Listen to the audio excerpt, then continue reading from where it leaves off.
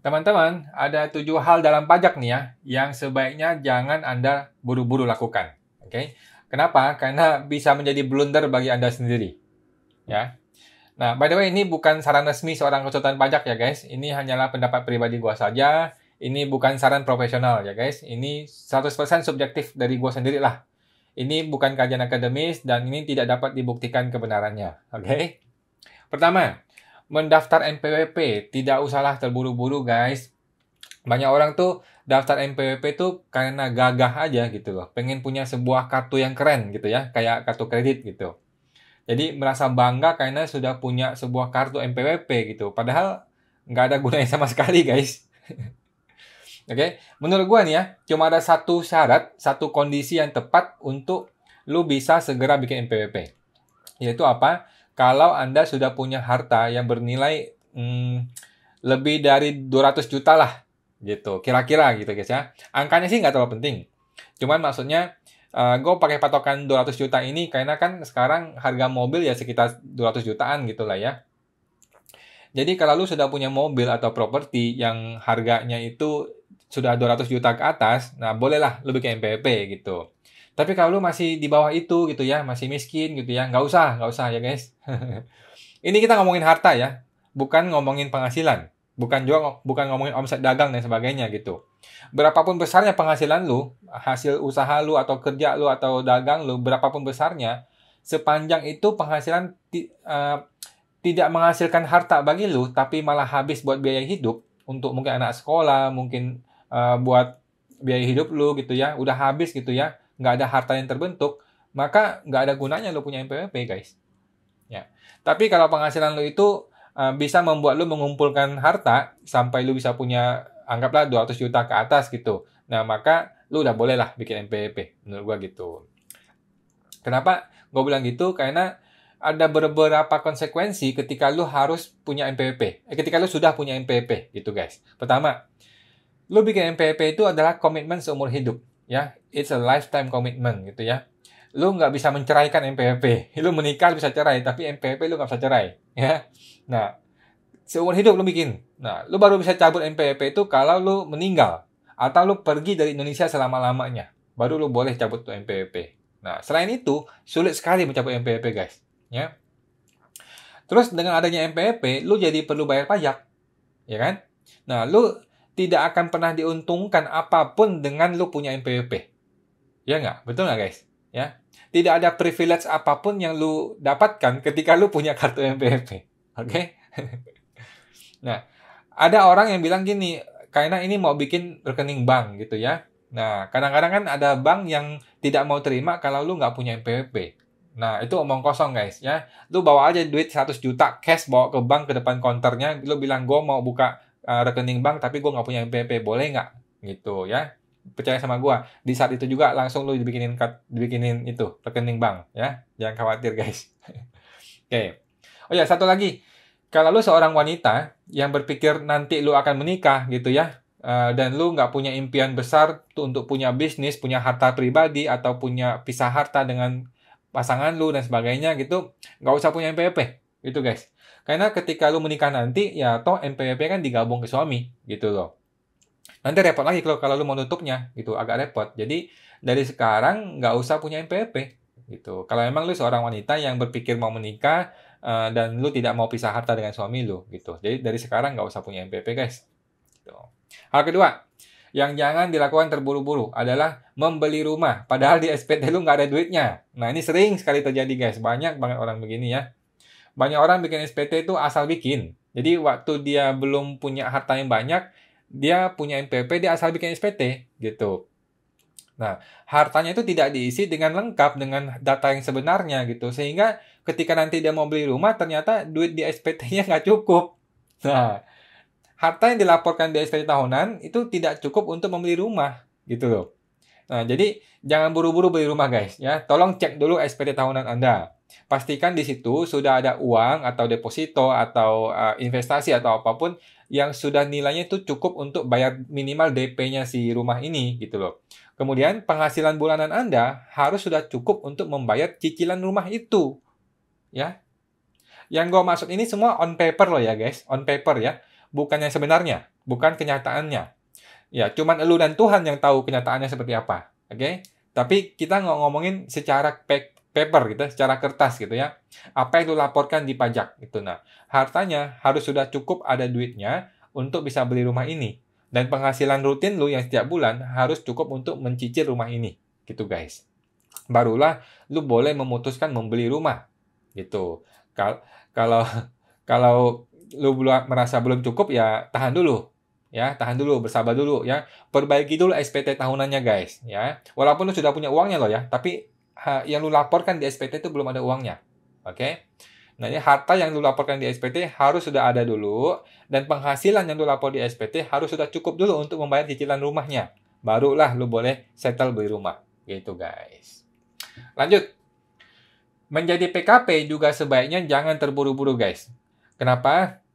Ya, karena sekali lu menjadi PKP, ada konsekuensi yang harus lu lakukan. Yang pertama, lu harus lapor setiap bulan. Setiap bulan lu mesti lapor SPT PPN. Ya, kalau terlambat lapor, maka denda terlambat lapornya ada 500.000 sebulan, guys. Itu lumayan mau beli bakso lebih dari 30 mangkok kali ya. Berarti 1 tahun tuh 6 juta gitu. Gara-gara denda doang ya, denda telat lapor gitu. Nah, kemudian kalau kita ngomongin PKP, berarti kita ngomongin PPN dong. Ya kan? Kalau kita ngomongin PPN, berarti urusannya itu urusan pidana pajak, ya. Kalau sampai Anda salah membuat laporan PPN, padahal mungkin belum tentu itu kesalahan yang disengaja oleh Anda gitu. Bisa lari ke kasus pidana, guys. Ya. Dan kalau udah masuk ke pidana nanti jadi ribet. Nah, untungnya tahun depan tuh ada yang namanya PPN final. Kita tunggu ya. Jadi untuk calon-calon PKP yang baru nih, yang lu belum PKP tapi sebenarnya omset lu sudah lewati 4,8 gitu ya. Nah, tapi belum terlalu besar ya, karena ini masih untuk kecil gitu. Belum terlalu besar, tapi sudah lewati 4,8. Nah, lu bisa memanfaatkan PPN final ini, guys. Ya, mudah-mudahan undang-undang HPP ini tidak sampai dibatalkan ya oleh MK ya. Karena hari ini kita baru dengar ya, undang-undang Cipta Kerja lagi digantung sama MK gitu. Kalau nggak dilepas gantungannya, ya bisa kehabisan apa, bisa mati ya. Nah, menurut gua, lu perlu menjadi PKP kalau omset lu sudah stabil dan terus berkembang di atas 4,8, guys. Ya. Kalau omset lu masih naik turun gitu ya, naik turun, belum kadang lewat 4,8 M, kadang di bawah gitu ya. Jangan dulu deh, jangan dulu ya. Tunggu nanti kalau omsetnya sudah stabil, bisnisnya stabil dan naik terus melewati 4,8. Nah, apalagi kalau sudah sampai 10 M gitu ya, udah jauh banget ya. Nah, udah saatnya lu menjadi PKP ya, dan saatnya lu membuat perusahaan. Kalau lu masih orang pribadi, jangan jadi PKP dengan status orang pribadi, guys. Jangan pernah jadi PKP orang pribadi ya. Gunakanlah perusahaan CV atau PT untuk jadi PKP. Gitu, guys. Berikutnya, janganlah terburu-buru mendirikan PT perorangan ya. Sejak berlakunya Undang-Undang Cipta Kerja tahun 2020, banyak orang berbondong-bondong tuh bikin PT perorangan. Terutama UMKM, freelancer, orang-orang ini bikin PT perorangan karena mudah dan murah dan sebagainya, tapi dapat legal hukum gitu. Nah, gue udah bikin 2 video mengenai betapa sampahnya PT perorangan ini, guys. PT perorangan ini bisa membuat Anda jadi cilaka, ya. Nanti Anda lihat videonya. Memang sih murah dan mudah di awalnya, tetapi banyak masalah yang akan lu hadapi seiring berjalannya waktu nanti. Semua investasi yang lu keluarkan untuk membangun PT perorangan ini ya, lu kan mesti nggak cuma bikin PT perorangannya, lu mesti branding, bikin logonya, bikin websitenya, terus lu bikin brandingnya, bisnisnya. Suatu hari tiba-tiba lu harus hancur gitu. Jangan sampai terjadi hal seperti itu. Jadi saran gue ya buat teman-teman yang baru kepikiran mau bikin badan usaha, bikinlah CV atau PT biasa. Nggak usah bikin PT perorangan, ya. Mending bikin CV atau PT biasa, di mana lu bisa mendapatkan manfaat yang penuh dari sebuah perusahaan resmi, gitu guys. By the way, hari ini kita baru dapat kabar bahwa Mahkamah Konstitusi MK ya, menggantung Undang-Undang Cipta Kerja. Ya, antara dibatalin juga enggak, tapi dikasih maju nggak boleh juga, gitu ya. Ini emang negara kita seperti ini nih. Nah, kalau sampai Undang-Undang Cipta Kerja ini dibatalkan nantinya, guys, maka semua orang yang sudah bikin PT perorangan ini bakalan nangis, guys. Oke, semuanya bakalan nangis tuh. Kenapa? Karena otomatis PT perorangan ini juga akan kehilangan status badan hukumnya. Karena kan PT perorangan berdasarkan Undang-Undang Cipta Kerja. Nah, cilaka nih kalau sampai masalah ini. Bingung deh nanti dah. Yang kelima, banyak orang ketika mendapatkan surat SP2DK, karena dia merasa dia nggak bersalah gitu ya, atau dia cukup pede dengan dirinya sendiri, dia langsung datangin AR loh, tanpa melakukan analisa terlebih dahulu. gitu. Ini bisa bahaya guys, ini blunder ya, ini bisa cilaka buat Anda sendiri gitu lah. Ketika Anda datangin AR, Anda tuh harus sudah siap dengan segala jawaban atas pertanyaan-pertanyaan AR. Gitu. Bukannya baru bertanya, Pak, ini kenapa ada surat seperti ini? Gitu. No, jangan ya, jangan guys. Anda harus sudah siap. Anda harus sudah tahu apa temuan yang ada di surat itu. Ya, apa yang akan dipermasalahkan oleh si AR Anda ini. Gitu loh. Anda harus tahu dulu guys. Ya, kalau Anda sudah tahu, maka Anda bisa menjawab dengan benar atas pertanyaan-pertanyaan yang disampaikan oleh AR itu. Dan Anda juga bisa langsung membantah pertanyaan itu kalau sampai keluar jalur atau offside gitu ya. Karena kadang-kadang ada aja tuh pertanyaan-pertanyaan yang aneh-aneh, yang nggak nyambung ya. Nah, jadi ketika lu terima surat SP2DK, please, jangan buru-buru direspon guys. Jangan terpengaruh oleh tulisan, oh 14 hari, segera harus direspon itu. Nggak usah ya. Anda harus analisa dahulu dengan pelan-pelan, dengan santai gitu surat itu ya. Isinya apa? Temuannya apa? Apa yang dipermasalahkan gitu loh. Terus Anda analisa dulu nih, benar nggak isinya itu? Ya, dia ada temuan nih.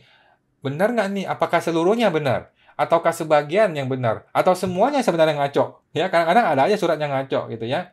Nah, dengan begitu, Anda sudah siap ketika lu betul-betul datang ke kantor pajak gitu guys. Nomor 6, ya, nomor 6. Nah, buat teman-teman yang rencananya mau ikut program PPS tahun depan atau Tax Amnesty 2022, maka pertanyaan pertama yang akan gue ajukan adalah, lu sudah lapor SPT 2020 belum? Nah, kalau Anda sudah lapor, maka kita lanjut ke program PPS, seperti biasa. Tapi, kalau Anda belum lapor SPT 2020, maka tahan dulu. Ya, jangan terburu-buru dilapor, guys. Kenapa? Karena laporan Anda ini adalah satu-satunya kesempatan lu dan kesempatan yang terakhir untuk lu membuat laporan SPT 2020 dengan baik dan benar, guys. Ya. Karena sekali Anda melaporkan SPT 2020 ini, maka langsung di saat itu juga, ya, isi SPT lu akan langsung dikunci. Oke? Lu tidak boleh lagi melakukan pembetulan atas SPT yang sudah lu laporkan itu. Nah, oke? Jadi, please, buat teman-teman yang baru bikin NPWP atau sudah punya NPWP tapi belum lapor SPT 2020, justru Anda harus God bless gitu ya. Anda malah blessing gitu. Jangan terburu-buru. Susun dulu tax planning-nya guys dengan benar gitu ya. Susun dulu penghasilannya, hartanya, hutangnya, dan pajaknya supaya laporan lu jadi benar ya. Karena ini adalah satu-satunya dan kesempatan terakhir untuk lu melaporkan SPT 2020. Oke? Yang terakhir, yang ketujuh ya. Banyak orang salah persepsi guys. Berpikir bahwa warisan dan hibah itu nggak kena pajak gitu. Jadi ketika gue dapetin warisan, gue dapat hibah, ya gue langsung lapor aja, gue cemplungin ke dalam SPT tahunan gue sebagai bukan objek pajak, gitu. Ya kan? Ini bukan objek pajak kan, warisan dan hibah. Itu persepsi umum, ya. Tapi ini adalah pendapat yang keliru, guys, ya. Ini salah. Ketika Anda terima warisan dan hibah, hal pertama yang harus Anda tanyakan adalah uang ini atau rumah ini atau harta apapun ini sudah dilapor belum di SPT-nya orang tua gue? Gitu. Orang tua gue yang kasih gue hibah nih, dia sudah lapor belum di SPT-nya dia? Kalau dia sudah lapor harta tersebut, maka sudah aman, nggak masalah gitu ya. Tapi kalau dia belum lapor, nah sebaiknya panggil konsultan pajak dulu, beresin dulu SPT ini ya. Pajak si orang tua ini masih diberesin dulu gitu. Nah, setelah pajaknya beres, barulah kita terima warisan atau hibah ini dengan tenang, dengan nyaman ya. Oke guys, jadi jangan terburu-buru kalau ada warisan yang belum dipajakin. Tolong diberesin dahulu, lapor dulu di SPT orang tuanya, bayar pajaknya, barulah warisan itu clear. Boleh dikasih sebagai warisan bukan objek pajak kepada anak-anaknya atau ahli warisnya. Gitu guys. Oke, itu aja hari ini guys. Kalau teman-teman ada pertanyaan atau mau dibikinin konten apa lagi ya, tolong sampaikan di kolom komentar aja. By the way, kalau teman-teman ada pertanyaan mengenai tax amnesty atau program PPS 2022, boleh langsung hubungi gua di www.ta2022.com ya. ta2022.com. Di sana kita bisa langsung ngobrol ya, tapi itu bukan jasa konsultan pajak resmi gitu ya guys. Itu hanyalah ngobrol santai saja dalam rangka ya gua ikut mengedukasi masyarakat lah gitu guys. Oke, terima kasih guys. Sampai jumpa.